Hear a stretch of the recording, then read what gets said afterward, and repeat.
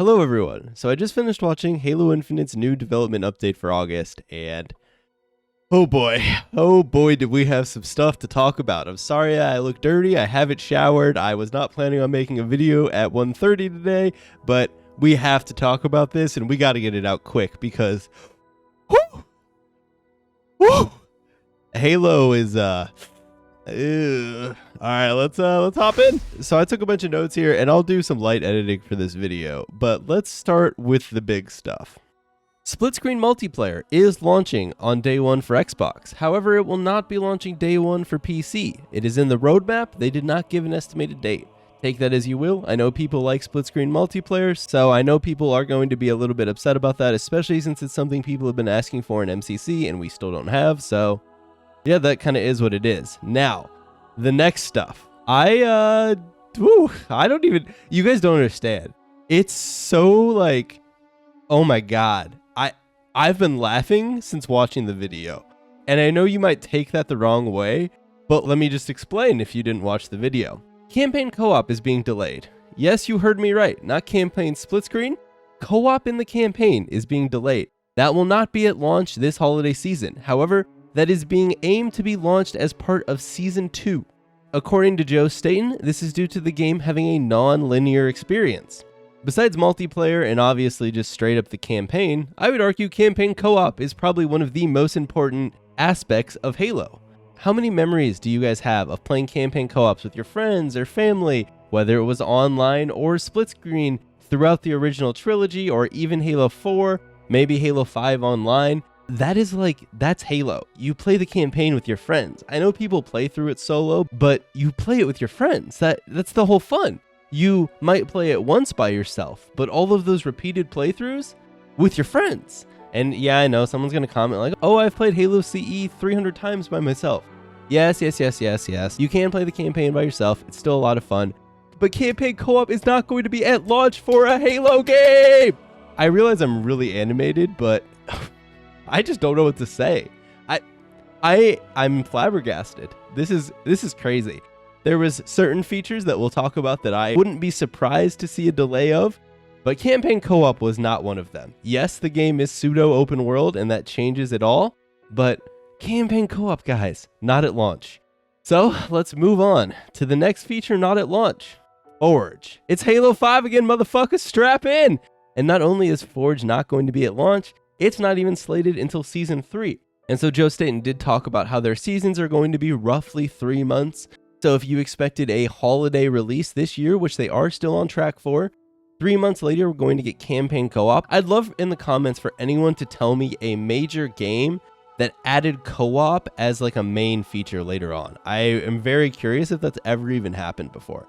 But anyway, so 3 months later, we'll get campaign co-op. And then 3 more months later, we'll get Forge.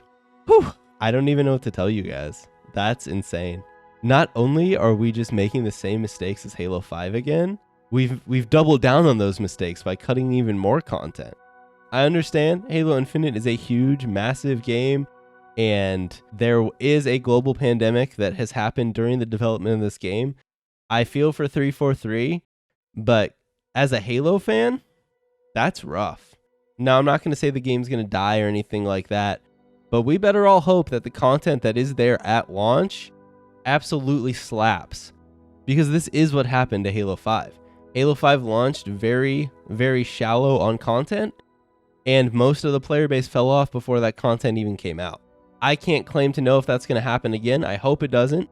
The actual gameplay from Halo Infinite was very fun in the flight, but this is not good for Halo and its supposed return to glory.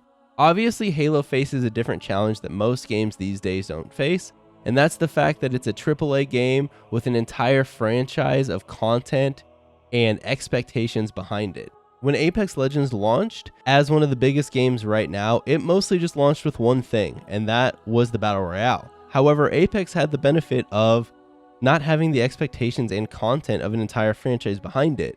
So while people were sad that maybe they were missing different features from the Titanfall franchise, people just played the Battle Royale and they enjoyed it. Halo isn't like that. People have come to expect certain features from the franchise to carry forward into these games, and clearly that's not happening here. Like I said earlier, Forge being delayed, while that absolutely blows, and I was literally praying it wasn't going to happen, doesn't even surprise me. But campaign co-op being delayed at the launch of a Halo game, that's a new one. That is absolutely a new one, and I really don't even know what to tell you guys. Like, just let me know in the comments what you guys think about this. This is crazy. So we'll kind of continue through the rest of this development update if you guys didn't watch it. So like I said, they are still committed to a holiday release. It's going to have regular campaign, no co-op, and it's going to have multiplayer with 4v4, BTB, and the bot matches, and the weapon drills. One big question I have is there is that rumored battle royale. People are going to flip if that battle royale is there at launch while cutting Forge and co-op. I really hope 343 didn't make that decision. Because if they did, they are alienating tons of their existing fan base just to attract the Battle Royale players and the Battle Royale streamers, and that's a huge mistake. I'm very pro Battle Royale. I think it's good in Halo, but I hope they didn't make the choice to prioritize that Battle Royale over core Halo features like Forge and co-op. If they did, I think that's a huge mistake, and I will go down on record saying that I think this is probably one of the biggest mistakes Halo will make. Other than that, they did talk a bit about the actual flights itself and kind of how those went, so we'll kind of blast through those quickly because while at first that was going to be the majority of this video, the second half of that development update was such a bomb, I felt we had to talk about that a ton. So they did the flights to address problems now rather than at launch. The tech preview was considered a success to 343. Hundreds of thousands of people all over the world played in the technical test. We played over 1 million bot matches and over 2 million weapon drills. They got thousands of tickets and feedback, and they're using all of this to really improve the game. Some of the key learnings that they had were that they had issues with the Halo Insider, they had issues with the Xbox Insider Hub app on Xbox, and then they had the optimization issues that they should fix. There was a misconfiguration resulting in a 20% performance drop on PC. This has been fixed now in the current build. They also had issues with GTX 900 series cards, also fixed. Stability and loading issues have been addressed, and they even have a new loading screen so you don't have to look at those dots and just a black screen. The reason that they prioritized bot games and weapon drills is they're key to the new player experience, so they wanted to make sure they felt good, and it allowed them to double their testing of servers as they only had 4 actual people in every game instead of 8, so you take that over the entire player base, and that's double the amount of dedicated servers that were being spun up to hold matches at a time. One thing they talked about too was that the Halo support site shut down at the end of the flight. In retrospect, this probably wasn't the best since people wanted to play throughout the flight and then submit all their bugs afterwards, so this is going to be changed in the future for future flights. They also talked about the next flight, which is going to have more people, and then it's going to have the same content, so the bot matches and weapon drills, but this time we're also going to get 4v4 PvP and big team battle.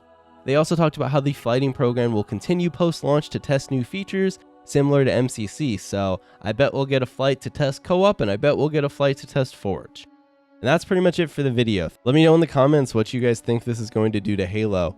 Do you think Halo Infinite's even going to be a good game? Do you guys think this is going to hurt the game, kill the game? What do you guys think is going to happen?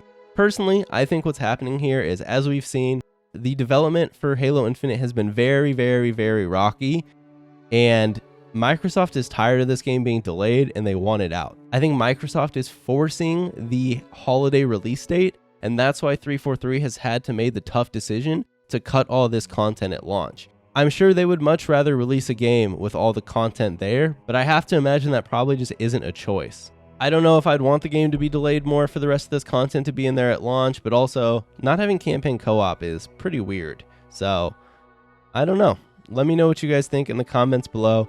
That's going to do it for this video. Make sure you guys follow me over on Twitch, Twitter, Instagram, all the good stuff. You know where to find me. And with that said, I'll see you all next time for hopefully better news.